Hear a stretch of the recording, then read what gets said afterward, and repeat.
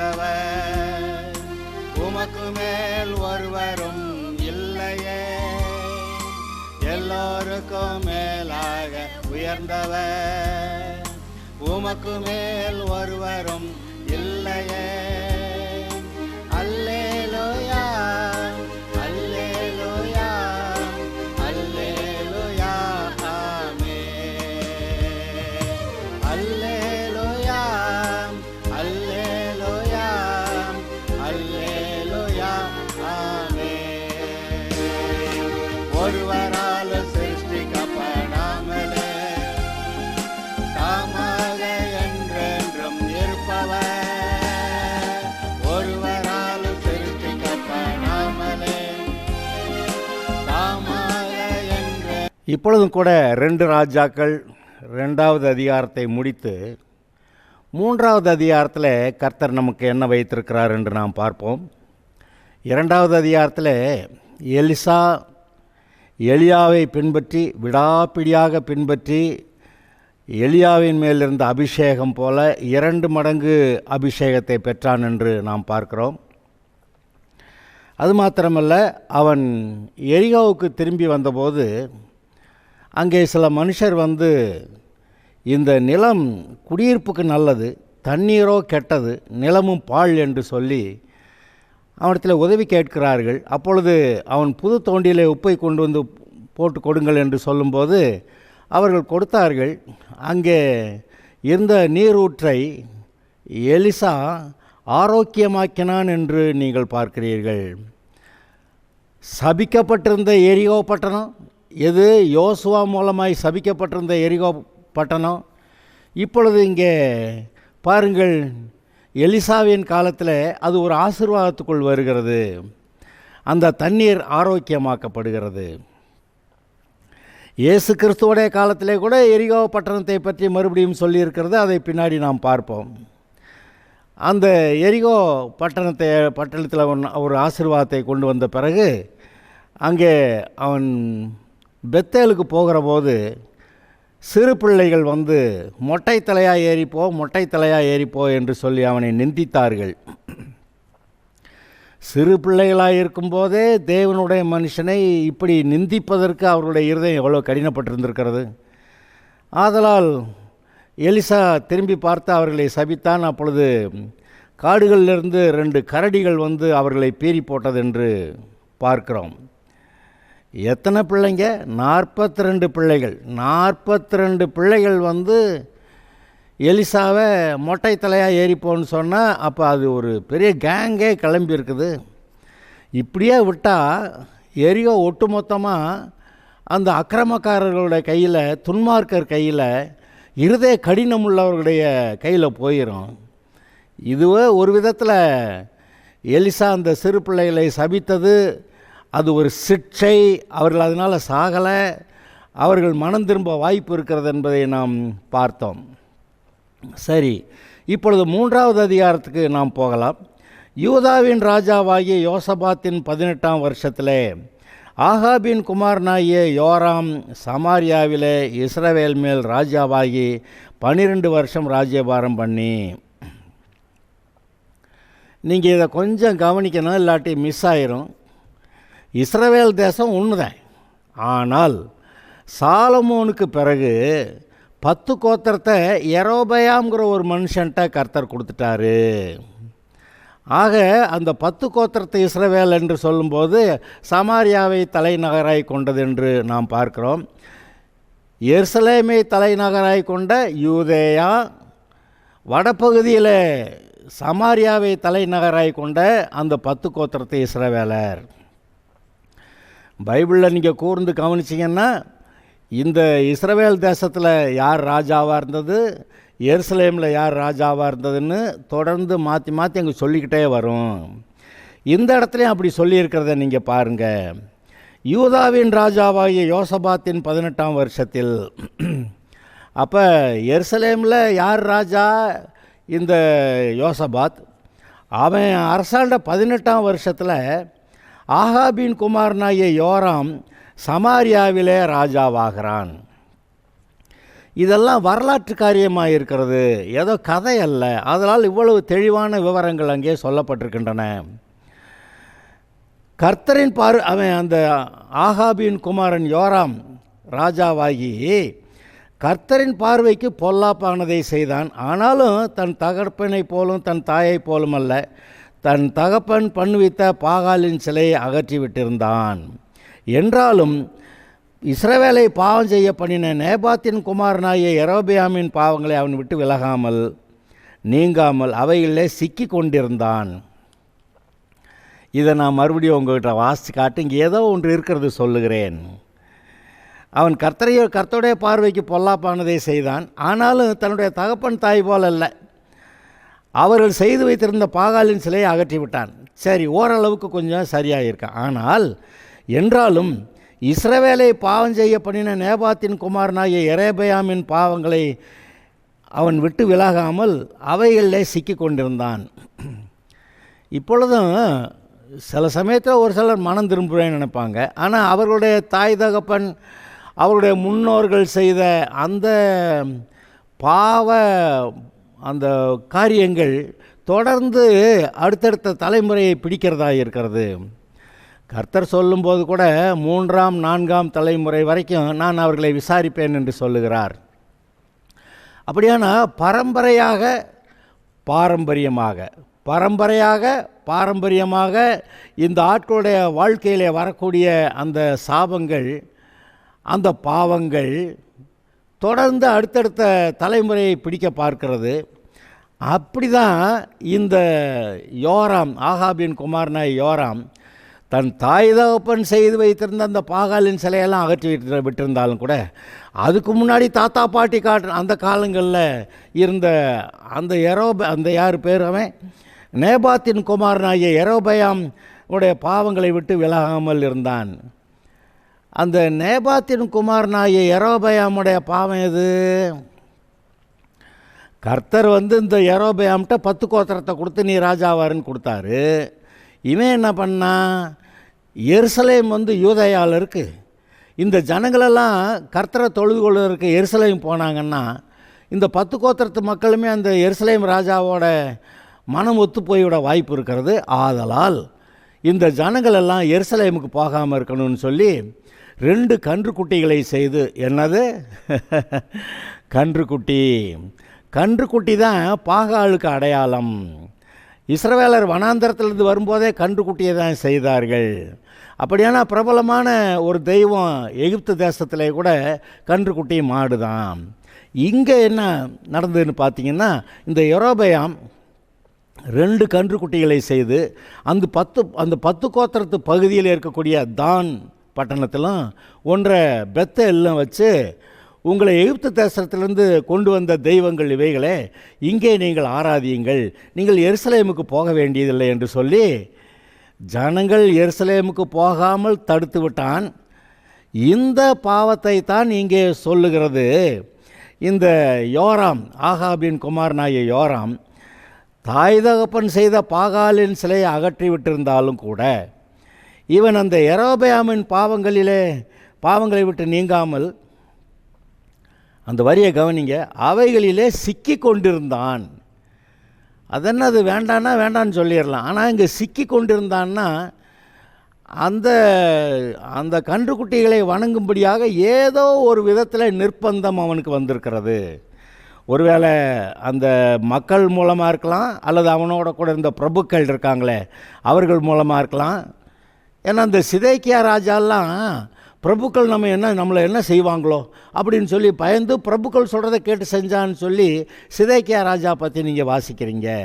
அதுபோல் இங்கே ஆகாபின் குமாரனாகிய யோராமும் அவனோட கூட இருந்த ஆட்கள், குடும்பத்தார், அவர்கள் நிமித்தம் அந்த கன்றுக்குட்டியை விட்டு விலகாமல் அவைகளிலே சிக்கி கொண்டிருந்தான் என்று எழுதியிருக்கிறது. இப்போ நமக்கு என்ன சொல்லுது?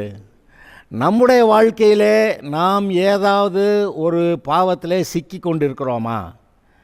சிக்கி கொண்டிருந்தால் அது என்ன ஆனாலும் சரி, இந்த பாவம் வேண்டாம், இந்த பிசாசு வேண்டாம், நான் கர்த்தருடைய பிள்ளையாக விடுதலையாக இருக்க போகிறேன், இது நிமித்தம் மரிக்கவே வேண்டியிருந்தாலும் பரவாயில்லை, நான் கர்த்தருடைய பிள்ளையாக மரித்து பரலோகம் போகிறது எனக்கு நல்லது என்று சொல்லி அப்படி ஒரு தீர்மானம் எடுக்கிறது தான் சரி.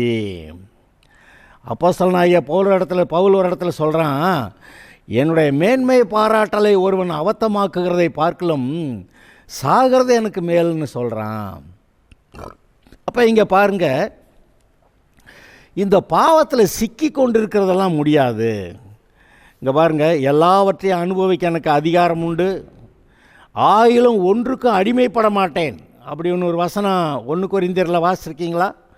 எல்லாவற்றையும் அனுபவிக்க எனக்கு அதிகாரம் உண்டு, ஆனாலும் எல்லாம் தகுதியாக இராது. பாருங்கள், தகுதியாகவும் இராது. ஆனால் அவைகள் எதற்கும் நான் அடிமைப்படவும் மாட்டேன்.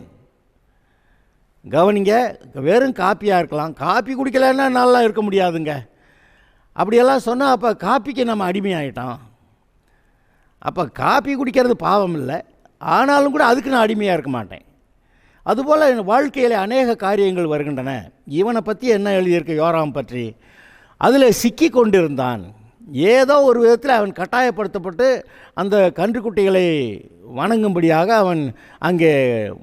அவன் கட்டாயப்படுத்தப்பட்டிருக்கிறான், சிக்கி கொண்டிருந்தான். அவனால் அதிலிருந்து தப்ப முடியலை. ஆனால் அருமையானவர்களை நீங்கள் யோசித்து பாருங்கள், எல்லாவற்றையும் அனுபவிக்க எனக்கு அதிகாரம் உண்டு, ஆகிலும் எல்லாம் பக்தி விருத்தியை உண்டாக்காது, எல்லாம் தகுதியாகிறாது, நான் எதற்கும் எந்த ஒன்றுக்கும் அடிமைப்பட மாட்டேன். பவுல் அப்படி சொல்கிறான். இன்றைக்கு நாம் எந்த ஒரு காரியத்துக்கு அடிமையாக இருக்கிறதில்ல. இவன் பாருங்க, கன்றுக்குட்டிக்கு அடிமையாக இருந்திருக்கிறான். அது எந்த விதத்தில் நியாயமாக இருக்கும்? இன்றைக்கு நம்முடைய வாழ்க்கையில் நீங்கள் நிதானித்து பாருங்கள். விசுவாசிகள் அநேகர் தங்களுடைய பெற்றோர், தங்களுடைய முன்னோர்கள் செய்த அந்த பாரம்பரிய பாவ காரியங்களிலே அங்கே இருக்கிறதை நீங்கள் பார்க்க முடிகிறது. அவர்கள் ஏதோ ஒரு காரியத்துக்கு திருவிழா கொண்டாடியிருப்பார்கள். இவர்கள் ரட்சிக்கப்பட்ட பிறகும் கூட அவர்கள் அந்த தவறாக கொண்டாடிய திருவிழாவை இவங்களும் போய் அதில் பங்கெடுத்து கொண்டாடுகிறார்கள் என்றால் சம்திங் இஸ் டோட்டலி ராங். அதில் சிக்கி கொண்டிருக்கிறார்கள் என்று அர்த்தம். நாம் உத்தம இருதயத்தோடு கூட கர்த்தரை மாத்திரம் பற்றி கொள்ளுகிறவர்களாக இருப்போமாக. இங்கே பாருங்கள், கர்த்தர் ஆபிரகாமை அழைத்த போது அவனுடைய தகப்பன் வீட்டை விட்டு, அவனுடைய தேசத்தை விட்டு, அவனுடைய ஜனங்களை விட்டு நீ வா என்று சொல்லி அது எல்லாவற்றிலிருந்து அவனை பிரித்தெடுத்தார் பார்க்கிறீர்கள். இன்றைக்கு நாம் ரட்சிக்கப்படும் போது கர்த்தர் ஒன்று நம்மளை வித்தியாசமாக ரொம்ப லேசாக அழைக்கிறாரு. லேசாலாம் யாரையும் அழைக்கலை. உன்னுடைய பின்னணியில் இருக்கக்கூடிய அந்த தகப்பன் வீட்டார் அவர்களுடைய பாவங்கள், அந்த தேசத்தார் அவர்களுடைய பாவங்கள், உன்னுடைய இனத்தார் அவர்களுடைய பாவங்கள், இதெல்லாவற்றை விட்டு விலகி நீ வர வேண்டும் என்று தானே கர்த்தர் நம்மை அழைக்கிறார்.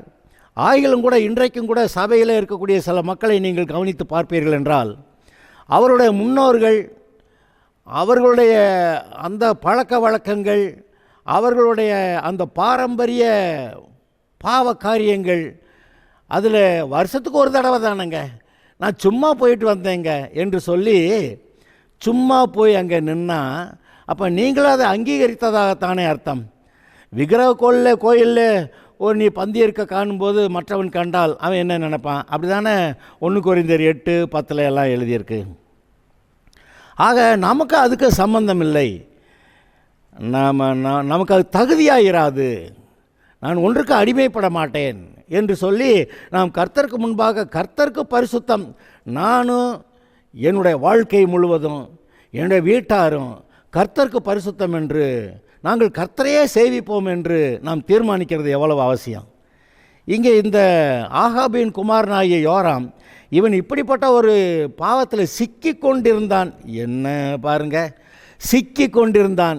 ஆதலால் அவனுடைய வாழ்க்கை பின்னாடி எப்படி முடியுது அதெல்லாம் பார்க்கும்போது நமக்கு தெரிகிறது நாம் கர்த்தருக்கு பரிசுத்தமாய் வாழ வேண்டும் என்று. இந்த பிசாசுக்கு கொஞ்சம் இடம் கொடுத்தா அப்படியே கடைசியில் நம்மை விழுங்க பார்க்குறான். இந்த பஸ்ஸில் ஃபுட்போர்டில் 10 பேர் தொங்கிட்டு இருப்பாங்க. அதில் கடைசியில் ஒருத்தன் நின்றுட்டு ஏதோ ஒரு பக்கம் கம்பியை பிடிச்சிட்டு இந்த ஒரு கால் வைக்க இடம் கொடுங்க அப்படின்னு கேட்பான். அந்த ஒரு கால் வைக்க அவனுக்கு இடம் கொடுத்துட்டா கொஞ்ச நேரத்தில் பார்த்தா இவன் உள்ளே இருக்கான், மீதி ஆளுக தொங்கிட்டு இருக்காங்க. என்ன ஆச்சரியம்! அந்த பிசாசுக்கு நீங்கள் கொஞ்சம் ஃபுட்ஹோல்டு, கொஞ்சம் இடம் கொடுத்தீங்கன்னா கொஞ்ச நாளில் உங்களோட வாழ்க்கை முழுவதுமே அவன் ஆக்கிரமித்திருப்பான். அதனால் அவனுக்கு கொஞ்சமும் இடம் கொடுக்கக்கூடாது. இது சரி, நீங்கள் மற்ற எல்லா காரியங்கள்லையும் என்ன வேணாலும் சொல்லுங்கள். ஆனால் கர்த்தருக்கு பரிசுத்தமா, பிசாசுக்கு இடம் இல்லைன்னு சொல்கிறோமா, அதை சரியாக செய்யணும். இதோ இந்த உலகத்தின் அதிபதி வருகிறான், அவனுக்கு இடத்துல ஒன்றும் இல்லை. பிசாசுக்கு இம்மியளவும் மயிரளவு கூட நான் இடம் கொடுக்க மாட்டேன் என்று நம்முடைய இருதயத்தில் நாம் தீர்மானம் எடுத்தால் தான் நாம் உண்மையாகவே கர்த்தருக்கு பிரியமாக வாழ முடியும், பரிசுத்த ஆவியிலே நிறைந்தவர்களாய் வாழ முடியும். நம்முடைய வாழ்க்கையிலே தேவன் வைத்திருக்கிற அந்த நற்காரியங்களை நாம் செய்ய முடியும், கர்த்தருக்கு சாட்சியாக இருக்க முடியும், கர்த்தருடைய ராஜ்யத்தை பெருக பண்ணி ஆத்துமாக்களை ஆதாயம் பண்ண முடியும். இந்த விஷயங்களிலே நாம் எல்லாரும் சரியாய், எப்பொழுதும் சரியாக இருக்க வேண்டியதாக இருக்கிறது. ஏதோ ஒரு தடவை விழுந்தா கூட மற்றவங்கள தான் அவன் அங்கே விழுந்த ஆளுதான் அப்படியெல்லாம் சொல்லுவாங்க. அப்படி ஒரு பேர், கெட்ட பேர் வேண்டான்னு தான் பவுல் சொல்கிறான், என்னுடைய மேன்மை பாராட்டலை ஒருவன் அவத்தமாக்குறதை பார்க்கலும் சாகிறது எனக்கு மேல்னு. ஆக இங்கே இதெல்லாம் எதற்கு எழுதியிருக்கிறது? இவன் இப்படி சிக்கி கொண்டிருந்தான், பின்னாடி அவனுடைய வாழ்க்கை எப்படி முடிந்தது, அதெல்லாம் பார்க்கும்போது நீங்கள் ஆச்சரியப்படலாம். அதிலிருந்து நாம் கற்றுக்கொள்ள வேண்டியவைகள் அதிகமாக இருக்கின்றன. அந்த யோராம் எப்படி செத்தான்னு நீங்கள் பார்த்தீங்கன்னாவே அதுலேயே உங்களுக்கு தெரிஞ்சிடும். எதில் சிக்கிக்கிட்டு இருந்து கடைசியில் போய் எப்படி செத்தான் அப்படின்னு நீங்கள் இதெல்லாம் கடைசியில் வாசித்து பாருங்கள். அது ரொம்ப உங்களுக்கு கண்களை திறக்கக்கூடியதாக இருக்கும், உங்களுடைய மனக்கண்களை பிரகாசமாக்கக்கூடியதாக இருக்கும், கர்த்தரை அறிவிலே உங்களை வளர்க்கக்கூடியதாக இருக்கும். அதனால் வேதத்தை நேசிப்போமாக, அதை வாசிப்போம், தேவனை பற்றி அறிகிற அறிவிலே வளரலாம். கர்த்தர் உங்களை நிச்சயமாக ஆசீர்வதிப்பார். சரி, இப்போ அடுத்த பகுதியை நம்ம கவனிக்கலாம். 4வது வசனம். மோவாபின் ராஜாவாகிய மேசா ஆடு மாடுகள் பெருத்தவனாயிருந்து இஸ்ரவேலின் ராஜாவுக்கு 1,00,000 ஆட்டுக்குட்டிகளையும் 1,00,000 குறும்பாட்டு கடாக்களையும் செலுத்தி வந்தான். ஆகாப் இறந்து போனபின் மோவாபின் ராஜா இஸ்ரவேலின் ராஜாவுக்கு விரோதமாக கலகம் பண்ணினான். இதை நல்லா கவனிங்க. ஆகாப் ஒரு பெரிய பவர்ஃபுல் ராஜா. அம்மோனியர்கள், மோவாபியர்கள் அவங்களெல்லாம் தன்னுடைய கண்ட்ரோலில் வச்சு இருந்த ஆள். சீரிய தேசம் கூட அவனுடைய கண்ட்ரோலில் தான் இருந்தது. இப்போ ஆகாப் மரணமடைந்த பிறகு முதல்ல அவனுடைய குமாரனாகிய அகசியா ராஜாவானா, அவன் கிராதி வழியாக விழுந்து செத்து போனான். பிறகு அவனுடைய இந்த ஆகாபின் குமாரனாகிய யோராம் அவன் ராஜாவாகிறான். அவன் காலத்தில் தான் இப்போ நடக்கிற காரியங்களை நம்ம கவனிக்கிறோம்.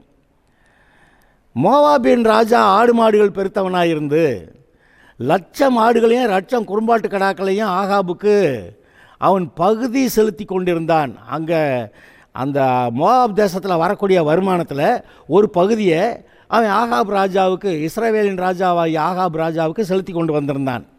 ஏன்னா இந்த ஆகாபுடைய கண்ட்ரோலில் அந்த மோவாப் தேசம் இருந்தது. அவர்கள் கலகம் பண்ணினா இங்கேருந்து யுத்தத்துக்கு போய் அங்கே இருக்கிறதெல்லாம் கொள்ளையடிச்சிட்டு வந்துடுவாங்க.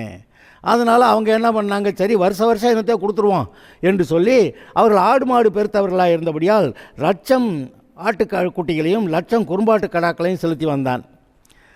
ஆனால் அரசியல் எப்படி மாற்றங்கள் வருது பாருங்கள்.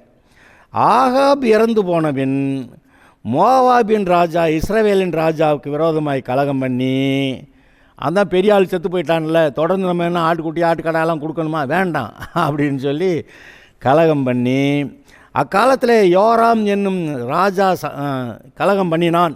சரி, அக்காலத்தில் யோராம் என்னும் ராஜா சமாரியாவிலிருந்து புறப்பட்டு இஸ்ரவேலையெல்லாம் லக்கம் பார்த்து, மோவாபின் ராஜா எனக்கு விரோதமாய் கலகம் பண்ணினான், மோவாபியர் மேல் யுத்தம் பண்ண என்னோட கூட வருகிறேன் என்று யூதாவின் ராஜாவாகிய யோசபாத்தை கேட்டு அனுப்பினதற்கு அவன், நான் வருகிறேன், நான் தான் நீர், என்னுடைய ஜனங்கள் உம்முடைய ஜனங்கள், என்னுடைய குதிரைகள் உம்முடைய குதிரைகள் என்றான்.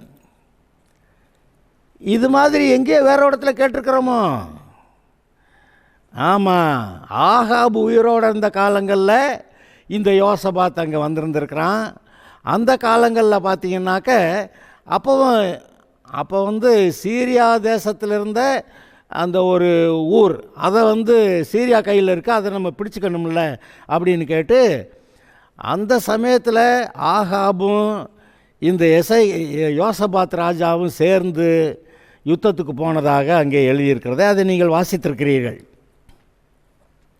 இப்போ ஆகாபுடைய குமாரன் யோராமுடைய காலத்துலேயும் இந்த யோசபாத் அவன் சொல்கிறான், ஆகாபுட்ட சொன்ன மாதிரியே சொல்கிறான், என்னுடைய வீரர்கள் என்னுடைய ஜனங்கள் உன்னுடைய ஜனங்கள், என்னுடைய குதிரைகள் உன்னுடைய குதிரைகள் அப்படின்னு, நான் தான் நீர் அப்படியெல்லாம் சொல்கிறான். இந்த யோசபாத்துக்கு கொஞ்சம் இன்னும் அறிவு வரலன்னு தான் நீங்கள் நினைக்கணும். அங்கேயே அந்த யுத்தத்திலேயே ஆகாப் செத்து போனால்,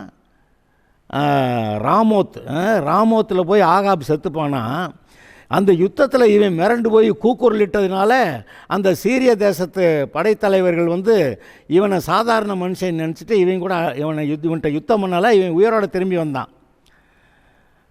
ஆக கர்த்தர் இவனை காப்பாற்றி விட்டுருந்துருக்கிறார். ஆனால் ஆகாப் செத்து போயிட்டான். சரி, இந்த யோசபாத் திரும்பி அந்த எருசலேமுக்கு வந்துட்டான். இப்போ ஆகாபுடைய குமாரன் அந்த யோராமுடைய காலத்தில் யோராம் என்ன பண்ணுறான், மோவாபியர் எனக்கு விரோதமாக கலகம் பண்ணுறாங்க, நீங்கள் என்னோட யுத்தத்துக்கு வர்றீங்களா, எங்கள் அப்பா காலத்தில் நீங்களும் சேர்ந்து சீரியாவுக்கு விரோதமாக யுத்தத்துக்கு போனீங்கல்ல, இப்போ நீங்கள் வாங்க அப்படின்னு சொல்லி அனுப்பியிருக்கிறான். இந்த யோசபாத்துக்கு அறிவு இல்லைன்னு தான் நான் நினைக்கிறேன். நான் தான் நீர், என் ஜனங்கள் உன்னுடைய ஜனங்கள், என்னுடைய குதிரைகள் உன்னுடைய குதிரைகள் அப்படின்னு சொன்னால் அதே பிரச்சனை இங்கே வருது பாருங்கள். இதில் இங்கேயும் சிக்கல் விட்டது. நான் வாசித்து சொல்கிறேன். மோவாபின் ராஜா சரி என்றான். எந்த வழியாக போவோம் என்று கேட்டான். அதற்கு அவன் ஏதோம் வனாந்தர வழியாய் என்றான். அந்த பாருங்க, அந்த 10 கோத்திர இஸ்ரவேலும் சரி, அந்த யூதா எருசலேமும் சரி, அவர்கள் மோவாப் பகுதிக்கு போகணுன்னா நேரடியாக குறுக்க போக முடியாது. குறுக்க யோர்தான் நதி இருக்கிறது, அந்த உப்பு கடல் இருக்கிறது. அந்த உப்பு கடலும் யோர்தான் நதியும் ஒரு பெரிய பள்ளம். அதிலிருந்து திரும்ப மேடாருனா தான் அங்கே மோவாபுக்கு போக முடியும். அதனால் ஒன்று அவர்கள் சீரிய தேசம் வழியாக அந்த பதானாராம் வழியாக அந்த பக்கமாக போய் வரணும். இல்லாட்டானா ஏதோம், அதாவது 10 கோத்திர இஸ்ரவேல், அது கீழே யூதேயா எருசலேம், அதுக்கு கீழே ஏதோம், அந்த ஏதோம் போய் உப்பு கடலை சுற்றி அங்கிட்டு மோவாபுக்கு வரணும். இவங்க என்ன பண்ணுறாங்க, எந்த வழியாக போகலாம், வடக்கு போய் வரலாமா இல்லை தெற்க போய் அங்கே ஏதோம் தேசத்து வனாந்தரத்து வழியாக போகலாம் அப்படின்னு முடிவு பண்ணிட்டாங்க. எங்கே வனாந்தரத்து வழியாக போகிறதுக்கு. அப்படியே இஸ்ரவேலின் ராஜாவும் யூதாவின் ராஜாவும் ஏதோமின் ராஜாவும் சேர்ந்து போனார்கள். ஆனாலும் அவர்கள் 7 நாள் சுற்றி திரிந்தபோது அவர்களை பின் செல்கிற இராணுவத்துக்கும் மிருக ஜீவன்களுக்கும் தண்ணீர் இல்லாமல் போய்விட்டது. கர்த்தர் இவங்களோட இல்லைங்கிறது நல்லா தெரியுது. இவங்களுக்கும் சரி, இவங்களோட மிருக ஜீவன்களுக்கும் சரி, இராணுவத்துக்கும் சரி தண்ணீர் இல்லாமல் போய்விட்டது 7 நாட்கள். அப்பொழுது இஸ்ரவேலின் ராஜா, ஐயோ, இந்த 3 ராஜாக்களையும் கர்த்தர் மோவாபியரின் கையில் ஒப்புக் கொடுக்க வரவழைத்தாரோ. யார் 3 ராஜா? இஸ்ரவேலின் ராஜா ஒன்று, எருசலேமின் ராஜா ஒன்று, இந்த ஏதோமின் ராஜா. ஏதோம் யார்? ஏசாவுடைய சந்ததி. அப்போ ஏசாவுடைய சந்ததியோடு இவங்களுக்கெல்லாம் நல்ல உறவு இருக்குது. அந்த உறவை பயன்படுத்தி அவங்க ஊர் வழியாக போய் மோவாப் தேசத்தை பிடிக்கலாம் அப்படி சொல்லி நினைக்கிறாங்க. ஆனால் தண்ணீர் கிடையாமல் சுற்றின போது அந்த இஸ்ரவேல் தேச ராஜாவுக்கு ஐயோ, நம்மளை கொல்றதுக்கு தான் கர்த்தர் இந்த மாதிரி கூட்டிகிட்டு வந்துட்டாரோ அப்படின்னு அவன் சொல்ல, அப்பொழுது யோசபாத், நாம் கர்த்தரிடத்தில் விசாரிக்கும்படி கர்த்தருடைய தீர்க்கதரிசி ஒருவரும் இங்கே இல்லையா என்று கேட்டதற்கு, எலியாவின் கைகளுக்கு தண்ணீர் வார்த்த சாப்பாத்தின் குமாரனாகிய எலிசா இங்கே இருக்கிறான் என்று இஸ்ரவேல் ராஜாவின் ஊழியக்காரர் ஒருவன் மறுமொழியாக சொன்னான். கர்த்தருடைய தீர்க்கதரிசி ஒருத்தனும் இல்லையாண்ணா? இல்லை, எலியாவின் கைகளுக்கு தண்ணீர் வார்த்த சாப்பாத்தின் குமாரனாகிய எலிசா அங்கே இருக்கிறான். அப்பொழுது யோசபாத் அவனை நோக்கி, கர்த்தருடைய வார்த்தை அவனிடத்தில் இருக்கிறது என்றான். இஸ்ரவேலின் ராஜாவும் யோசபாத்தும் ஏதோமின் ராஜாவும் அவனிடத்தில் 3 பேரும் போகிறாங்க. யார்? எலிசா கிட்ட. அங்கே வர்ற பதிலை பாருங்கள். எலிசா இஸ்ரவேலின் ராஜாவை பார்த்து, அந்த 10 கோத்திரத்து ராஜாவை பார்த்து, அதாவது ஆகாபுடைய குமாரன் யோராம், அவனை பார்த்து என்ன கேட்குறான்? உமக்கும் எனக்கும் என்ன? நீர் உம்முடைய தகப்பனின் தீர்க்கதரிசியிடத்திலும் உம்முடைய தாயாரின் தீர்க்கதரிசனத்திலும் போம் என்றான். அந்த ஆகாபு, அவனுடைய மனைவி ஏசபேல், இவங்க தான் இந்த யோராமுக்கு தாய் தகப்பன். அப்போ உங்கள் தகப்பனுடைய தீர்க்கதரிசிக்கிட்டையும் உங்கள் தாயோடைய தீர்க்கதரிசியும் போய் கேட்க வேண்டியதானே. நான் கர்த்தருடைய தீர்க்கதரிசி, ஏன்ட்ட கேட்கறதுக்கு உனக்கு வர்றதுக்கு உனக்கு ஏன்ட்ட பேசாத போ அப்படின்ற மாதிரி பேசுகிறான். யார்? எலிசா. அதற்கு இஸ்ரவேலின் ராஜா, அப்படி அல்ல, கர்த்தர் இந்த 3 ராஜாக்களையும் மோவாபியரின் கையில் ஒப்பு கொடுக்கறதுக்கு வரவழைத்தார் என்றான். இவன் தீர்க்க தரிசனத்தை சொல்லிக்கிட்டு இருக்கிறான். எங்கள் 3 பேரை கொல்றதுக்கு தான் கர்த்தர் அழைச்சிருந்துருக்கிறாரு, அது எங்களுக்கு தெரியாமல் போச்சு, இப்போ வந்திருக்கான், ஏதாவது சொல்லுங்கன்னு கேட்க வர்றான். அதற்கு எலிசா, நான் யூதாவின் ராஜாவாகிய யோசபாத்தின் முகத்தை பாராதிருந்தால் நான் உம்மை நோக்கவும் மாட்டேன், உம்மை பார்க்கவும் மாட்டேன் என்று சேனைகளுடைய கர்த்தருக்கு முன்பாக நிற்கிற நான் அவருடைய ஜீவனை கொண்டு சொல்லுகிறேன். எலியாவும் சொன்னா, இஸ்ரவேலின் தேவனாய கர்த்தருக்கு முன்பாக நிற்கிறேன் நான். இப்போ எலிசா சொல்கிறான், சேனைகளின் கர்த்தருக்கு முன் நிற்கிற நான் கர்த்தருடைய ஜீவனை கொண்டு சொல்லுகிறேன்றான். அப்போ அந்த தீர்க்கதரிசிகள்லாம் எப்படி தங்களுடைய வாழ்க்கையை நடத்தியிருக்கிறாங்க? கர்த்தருக்கு முன்பாக தன்னை நிறுத்தி கொண்டார்கள். அவர்கள் கர்த்தருக்கு முன்பாக தங்களை நிறுத்தி கொண்ட போது கர்த்தரை நோக்கி பார்க்கிறார்கள், பிரகாசம் அடைகிறார்கள், ஆவியிலே பலனடைகிறார்கள், இந்த உலகத்தை விட்டு பிரித்தெடுக்கப்பட்ட வாழ்க்கையை வாழுகிறார்கள், கர்த்தருடைய வார்த்தையை ஜனங்களுக்கு சொல்லுகிறார்கள். இது ஒரு நல்ல ஒரு விஷயம் இல்லையா? அப்படி நிலைமை அப்படி ஆகிப்போச்சு. 3 பேர் வந்து நிற்கிறாங்க. ஆனாலும் யோசபாத்தை பார்த்துட்டதுனால நான் அவங்ககிட்ட சகிச்சுக்கிறேன் அப்படின்னு சொல்லி எலிசா சொல்கிற போது சொல்கிறான், இப்போதும் ஒரு சுரமண்டல வாத்தியக்காரனை இடத்துல கொண்டு வாருங்கள் என்றான். சுரமண்டல வாத்தியக்காரன் வந்து வாசித்த போது கர்த்தருடைய கரம் அவன் மேல் இறங்கி, தாவீது சுரமண்டலத்தை வாசித்தப்ப சவுல் ராஜா கிட்ட இருந்த பிசாசு ஓடிப்போச்சு, அவன் விடுதலையானான். அப்போ சுரமண்டலம் வாசிக்கிறதா வெறுமன மியூசிக் எதாவது சினிமா பாட்டு வாசிக்கிறதா? இல்லை, சுரமண்டலம் வாசிக்கும் போது கர்த்தரை துதித்து ஆராதித்து பாடுகிற பாடல் அங்கே வருகிறது. அந்த கர்த்தருடைய பாட்டை கேட்கும்போது பிசாசுக்கு சகிக்காது. அவன் அந்த சவுல் ராஜா விட்டு அந்த பிசாசு விலகியது என்று நீங்கள் பார்க்கிறீர்கள். அதுபோல் இங்கே இந்த மனுஷன் கர்த்தருடைய பாட்டை சுரமண்டலத்தை ஒருத்தன் வாசிக்கும்போது கர்த்தருடைய அபிஷேகம் இந்த எலிசாவின் மேல் இறங்கியது.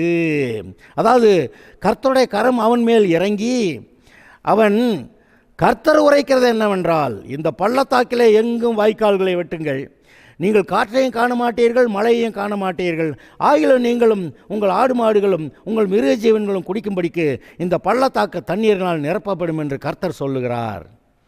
சூப்பருங்க. இந்த யோசபாத் ராஜாவை பார்த்துட்டு இந்த எலிசா கொஞ்சம் இறக்கப்பட்டு கர்த்தாவேன்னு கேட்குற போது அதுக்கும் ஒன்றும் அபிஷேகம்லாம் டடக்குன்னு வரல. ஒரு வாத்தியத்துக்காரனை கொண்டு வந்து கர்த்தருடைய பாட்டை வாசின்னு சொல்கிறப்ப தான் அந்த கர்த்தருடைய பாட்டை கேட்கும்போது அபிஷேகம் இறங்குறது.